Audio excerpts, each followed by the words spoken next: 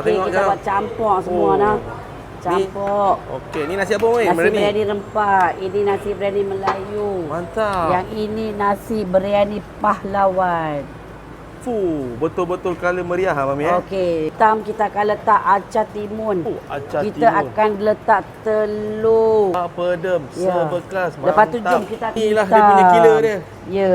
Kasih payung sikit Mami. Ya, ini kita punya daging hitam ya. Mantap. Meleleh-leleh Mami Ya. Tak kedekut Kita buat dia kandang terus nah. Kandak tu kasih on Mami.